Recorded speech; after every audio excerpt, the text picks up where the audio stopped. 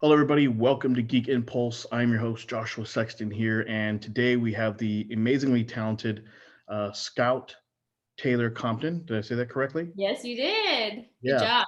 thank you. Yeah, so she's here with us today to talk about her film Apache Junction that she's in, as well as, if we can, get into what a lot of our readers know her from and our viewers from, the Halloween movies that she did with, Rob Zombie, if I'm correct. Yes. Yeah. So without further ado, let me just go ahead and jump out of the way. And why don't you go ahead and sort of first give people a little rundown for those who may not know who you are, which would be crazy because your star meter is off the charts right now. Oh, thank you. Yeah, about who you are, doing, and a little bit about yourself. Yes, I am Scout Compton, Taylor Compton, often. I am. Oh God, I've been doing this since I was a kid. I'm most known for the Halloween franchise, Rob Zombie. Right now, I do have a movie that's a western. Shocking, it's not horror. That is on demand now and in selected theaters. It's called Apache Junction, which follows a female journalist who braves the journey to the junction that's filled with thieves and outlaws and murderers. And she discovers that not everything there is what it appears. And she must then write the truth about this junction. Yeah, and it's a really good movie, right? And I feel like you've done a lot of things. I think one of the first times I noticed who you were. It's one of my wife's favorite shows is Gilmore Girls. You're in for a few episodes, right? I think you played Jared Padalecki, who's Dean in there instead of Yes. Supernatural, right? Where you played his younger sister, if I'm not mistaken. Yes, I'm actually about to reunite with Scott, who Scott Perlman. I might be like butcher his last name, but he played Lorelai's boyfriend on the show. He has a podcast, so I'm actually going to join him today to kind of talk about Gilmore Girls. But yeah, I played Clara. She is the like everybody has their if you are a annoying little sister. So I was on there for a couple of seasons, sporadically sprinkled in, and I just kind of was like brought in just to like annoy all the all the characters.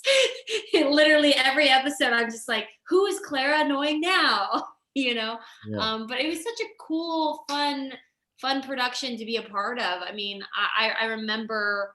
I mean, Jared, who played Dean, we were so close. He was awesome with me as a kid. And Melissa McCarthy, she was so amazing. I remember those two very, very well. But yeah, I mean, it's such an iconic show. So Yeah, it's and it's nice to be you part of you it. kind of, there's a small town living and everything. And the reason why I brought that up first is because it kind of segues into Apache Junction, where you have like the small town in the Mm-hmm. West where, you come in and you're like this ambitious writer, you want to write these things and everything, and you find yourself in the middle of almost essentially like a war, right? With outlaws and things Yeah. going on. So, you know, how was that shooting that film? Where was it being shot at, and how was it for you being on the set filming for that film?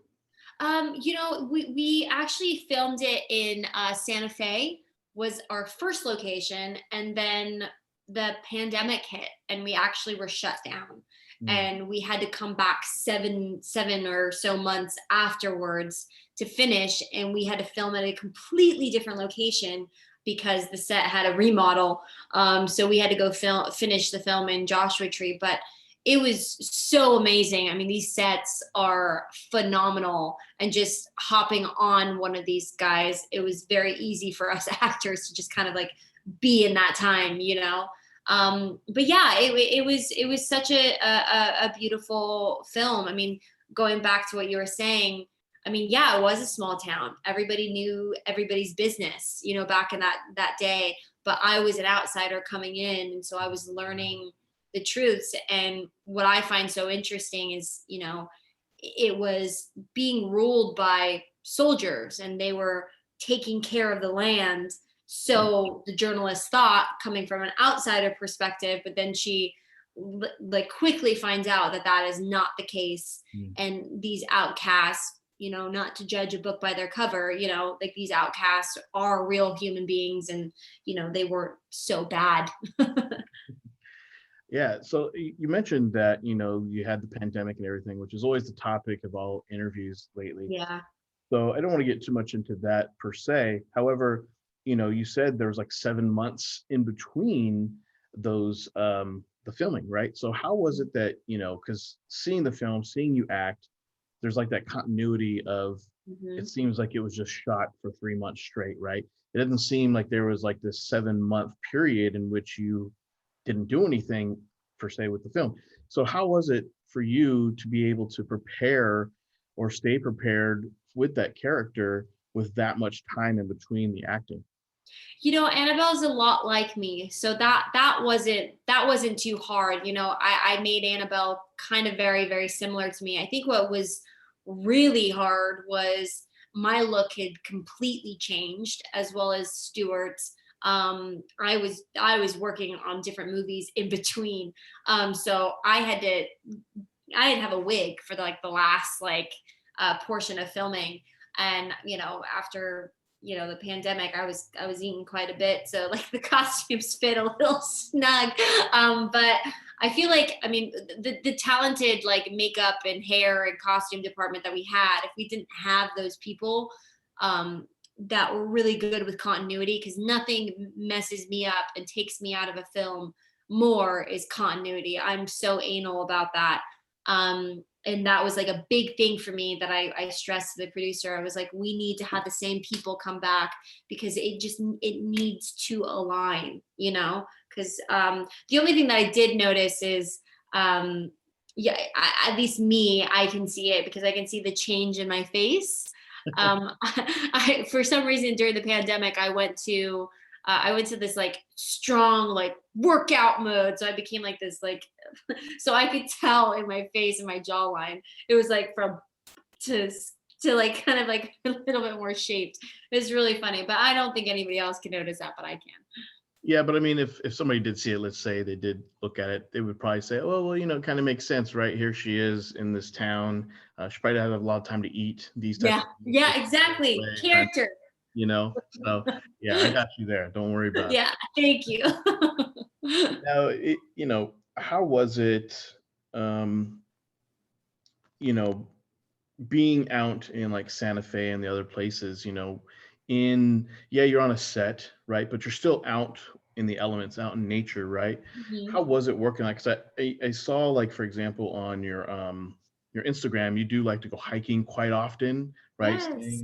Staying fit. So how was that for you? And then I have a question about one of your Instagram photos.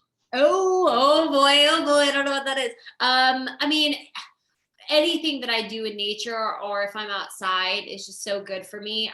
It's just good for my energy. So obviously being out, I love the desert. I grew up in the desert. I grew up in Apple Valley. So that was just kind of like a piece with me anyways, being in like that environment. Um, yeah, I mean, I honestly like half the time I had my dog with me. So I'd be taking my dog on these like little mini hikes in between like sets and stuff. And the horses were out there. So sometimes to be able to hop on the horse and go out into these mountains area. I mean, it was a calming present on set being where we were for sure.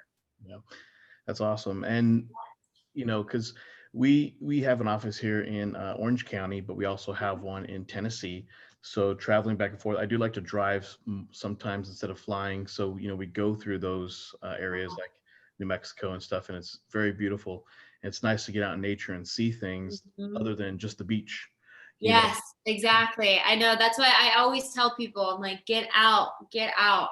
That's like my safe spot is like whenever I have time, I'm like, I'm somewhere. I've got to be somewhere. Yeah. And speaking of somewhere in your Instagram, so Yes. I was like literally looking, and maybe it's just really good Photoshop, but I was like, is this Photoshop? But I don't think it is. I think it's legit. It seemed like you were hiking, I think it was Zion National Park, and a Yes. chipmunk came up to your leg as you're posing. What was that about? Was that real? Yeah. I was like, the shadowing's great. It's got to be real. No, it's real. It totally is. So we went. Have you ever been to Zion? Have you ever Yes. heard of Zion? Beautiful. Beautiful. Oh, it's like one of my favorite places. If you guys have never been, go stay at Cliff Rose. It's like my favorite resort. It's right there at like the beginning of the national park. But my boyfriend and I went, and I took him on Angel's Landing, which is like this massive incline for about like 5 miles until you get to like this climbing bit. And when you get to the top, I think the chipmunks are so used to people being there. So there's hundreds of them, and they'll just crawl up on top of you into your bags or anything.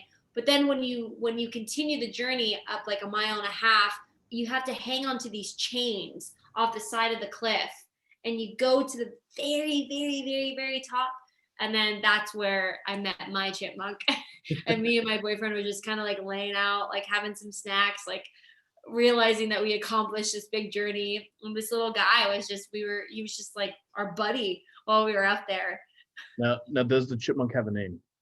Oh, I don't think we didn't name him, which I normally do. I always name, but then also I don't know if it was the same guy that kept coming back. There might have been more of them because they all look the same. But yeah, he just like, he would always just like leap on me and just like be all over me. Yeah, he was a cute little guy, but Zion is just like, yeah, it's such a magical place. Yeah, it's very beautiful. The views when you get up to the cliffs and you can see everything. It's amazing. Yeah. With, because again, I have to talk about, Halloween, the horror genre. You're kind of called like a scream queen, these types of Yeah. things. You're really good at this stuff. Thanks. How did it come about that you got into those films? Because it seems like you're good friends with Rob Zombie and his wife, if I'm not mistaken. Yeah. Again, from your Instagram, right? Yeah. I mean, Rob and Sherry, I love them. I mean, they're very talented individual people, and I have such amazing stories to tell about them.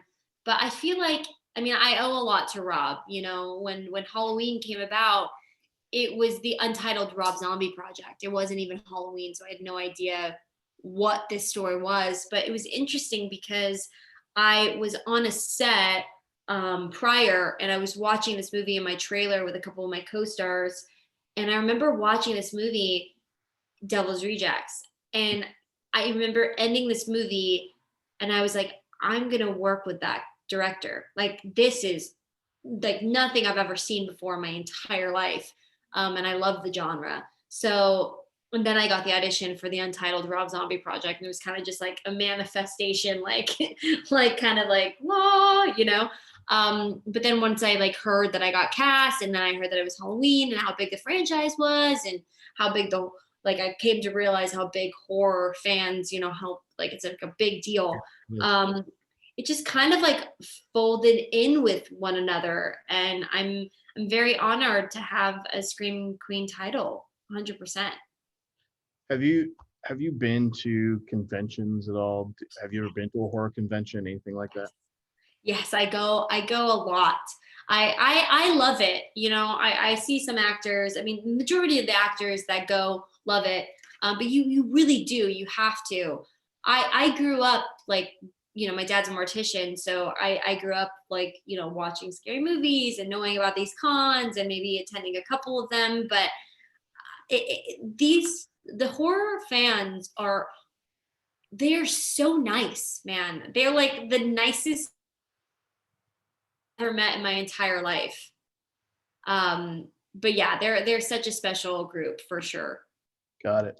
Well, I know you got to get going, so two things real quick. What is a question you wish somebody would ask you that they haven't asked you before? That's number one. And then number two, before we go, after you answer that, just tell everybody, what you're working on, because I know you got like 7 productions and that are going through, plus a couple things that you're getting into, so you're very busy. Tell them people what you're getting into and where they can find you. Okay. What's a question that somebody's asked me that has never asked me? Oh my God. Honestly, because typecasting is such a big thing, I would love if someone was to be like, well, what would you want to do, Scout? What would be the role that you would want to do? What genre would you want to do, maybe, possibly? Yes, I do. I have a lot of stuff coming up. I do have a movie coming out in November called Intrusion. I just filmed a movie called The Chariot, which is with John Malkovich and Thomas Mann and Rosa Salazar. I'm about to go do an HBO show, John Wells' new show. And I'm going to go film another genre movie called The Hollow that I'm very excited about, which is Mekhi Phifer and Taryn Manning, which I worked with Taryn in Love Ranch with Helen Mirren and Joe Pesci years and years ago. So it's going to be really nice to be reunited with her. Awesome. Well, again, Scott, I really appreciate it. Thank you so much for being here. And I look forward to seeing your continued success and talking in the future. Amazing. Thank you so much, Joshua. Have a good one. Bye, you too.